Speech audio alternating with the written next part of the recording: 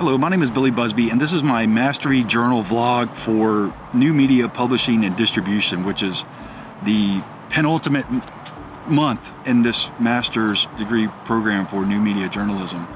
And I've got a few questions here that our professor wants us to answer. And the first one is, what were your expectations of the course, and how did the course meet up with those expectations? So,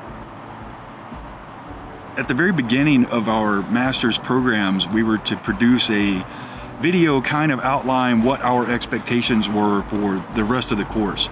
And this is before we even really had any journalism schooling at all, right, through the actual program. And so one of the things that I wanted to learn was study consumer behaviors. And that's the way I wrote that then, but really what that is like learning my audience's behaviors and learning what my audience wants. And this month, month 11, the publishing and distribution month, has been like the most dense month of this entire course.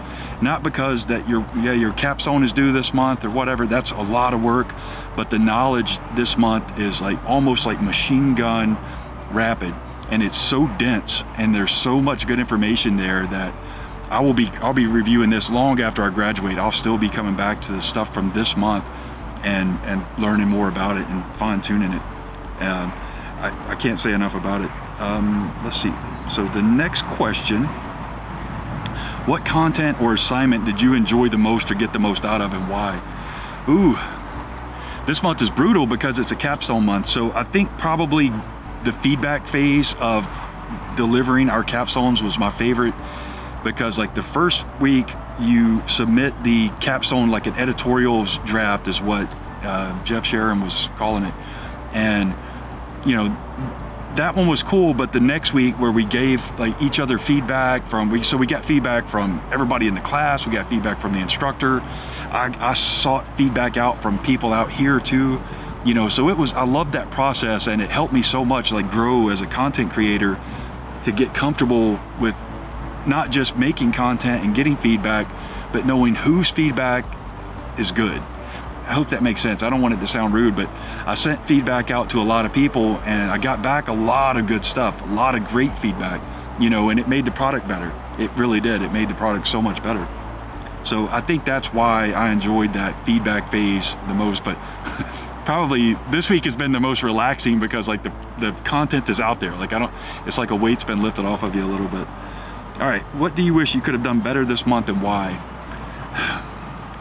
I wish I had more time this month, but there's only 24 hours in a day, you know, so I wish that, you know, I would have had more time to dive into the lessons. And that's one of the other reasons why I said I'll be reviewing this stuff for months, because you're so busy with like fine-tuning your capstone. My capstone, there was literally still news happening around it 48 hours before I was going to launch it, so I was having to add that stuff in at the last minute, sort of last minute compared to how everything else has went. But so what do I wish I could have done better this month? I don't know. I mean, I did everything that I possibly could this month to the best of my ability.